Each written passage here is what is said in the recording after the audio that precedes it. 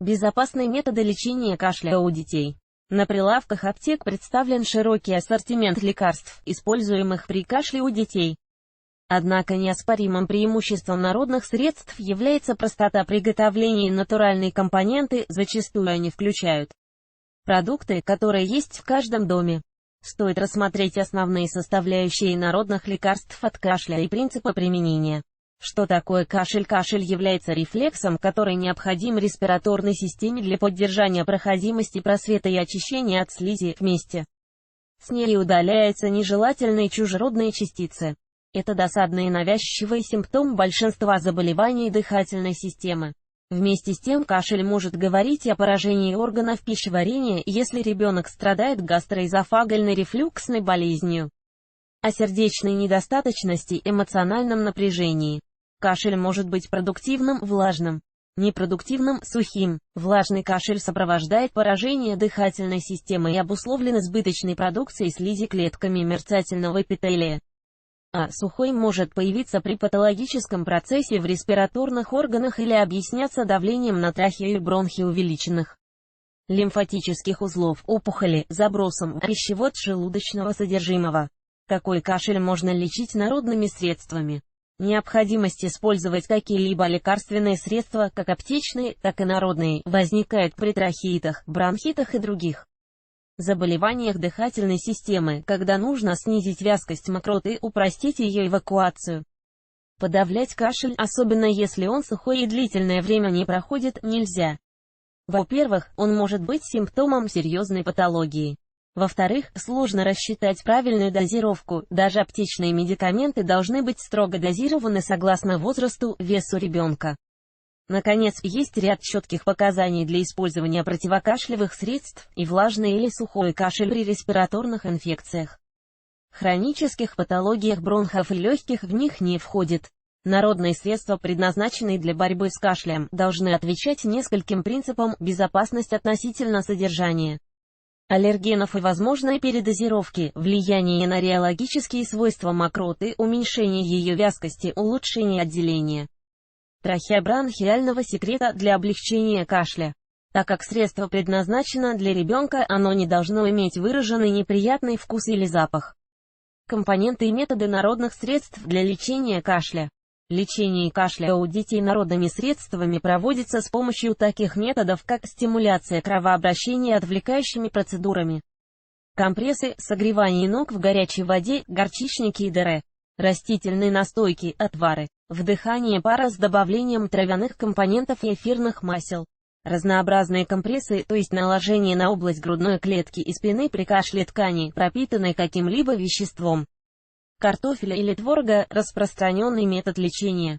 К его преимуществам можно отнести простоту выполнения. Компрессы готовятся быстро, накладываются, как правило, на ночь или несколько часов, а ребенка не нужно заставлять глотать горькое лекарство. Горчичники относятся к разогревающим компрессам, имеют раздражающие действия, стимулируют местное кровообращение. Усиление кровообращения в легких в результате использования горчичных или каких-либо других компрессов не доказано. В период активного воспаления использовать раздражающие и согревающие компрессы не рекомендуется. Они способствуют повышению температуры тела, что при адекватном иммунном ответе нежелательно. Также есть риск усилить патологический процесс. Отвлекающие методы эффективны до начала выраженных проявлений болезни, например, если ребенок сильно замерз, но ни в коем случае при обморожении. Фитотерапия, то есть создание лекарств на основе растений, широко используется как в традиционной, так и в народной медицине. Отхаркивающим эффектом обладают термопсис, подорожник в виде листьев, солодковый корень и алтей, анис, почки сосны. Как правило, сочетают несколько видов указанных растений.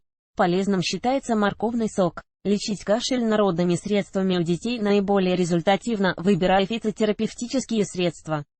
Ингаляции, то есть вдыхание пара, это метод, который считается незаменимым для улучшения отхождения мокроты. Если ребенок дышит паром над кастрюлькой, накрывшись полотенцем, как правило, процедура ингаляции выглядит именно так: он начинает сильнее кашлять, а мокроты выделяется больше. О чем это говорит? Реология мокроты действительно улучшилась, так как слизистая дыхательных путей и секрет увлажнились. Но все же есть и ложка дегтя. Во-первых, такого эффекта можно было добиться более простыми методами, например, обильным питьем. Во-вторых, мокроты действительно стало больше, а значит, возрос риск обструкции, нарушения проходимости бронхов. Родителям стоит знать также, что детям младше года проводить ингаляции запрещено. Как лечить кашель правильно? Чтобы лечить болезнь, ребенку нужно обеспечить ряд условий, которые без специфических средств помогут сделать кашель продуктивным и позволят ему выполнить свою первоначальную физиологическую роль. Питье в достаточном количестве, прежде всего, вода, а также компот, морс. Напитки не должны быть холодными, воздух в комнате ребенка не должен быть сухим и горячим, использование обогревателей не облегчит кашель, поскольку пациент потеряет больше жидкости. Прогулки не запрещены, если ребенок чувствует себя удовлетворительно. Нет высокой температуры, а на улице хорошая погода. Под прогулками подразумевается именно недолгое гуляние на свежем воздухе. Одевать ребенка нужно так, чтобы он не вспотел, но и не замерз, адекватно оценивая условия окружающей среды. Лечение кашля народными средствами у детей не может дать быстрого эффекта, болезнь протекает циклично по определенным механизмам. В силах родителей и врача сделать этот период для ребенка менее сложным и неприятным, но прервать патологический процесс нельзя. Из народных средств для детей могут быть применены подорожник в виде настоя. Сухие листья в расчете 4 столовые ложки на 500 мл кипятка настаивают около суток, после чего принимают по 1-2 столовые ложки 4 раза в сутки. Сок моркови. Выжимают свежий морковный сок, перемешивают с теплой кипяченой водой в равных количествах, после чего добавляют 4 ложки меда. Чайную ложку такой смеси принимают 3 раза в сутки.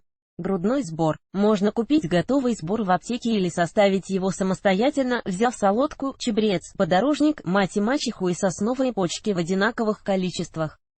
Кипятком 500 мл заливают 2 столовые ложки получившейся травяной смеси.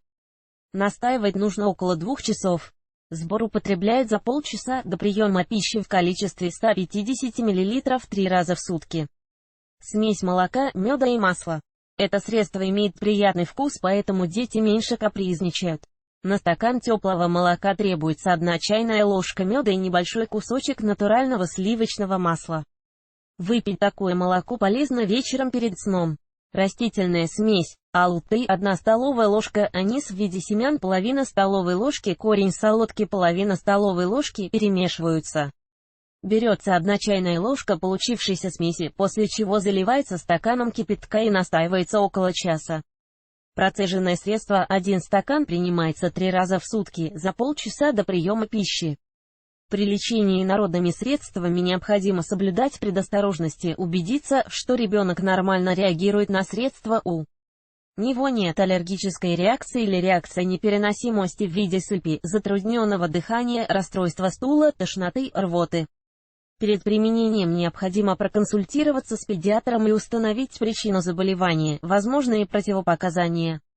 Следует помнить, что народные средства направлены на облегчение состояния и далеко не всегда являются безвредными, а при использовании некачественных компонентов или индивидуальной гиперчувствительности их действия предсказать сложно. Читайте далее, как правильно лечить ребенка, если у него началось заболевание. Чем лечить заболевание у ребенка? Чем лечить кашель, который появляется из-за прорезывания зубов? Чем нужно лечить заболевания, возникшие на почве насморка?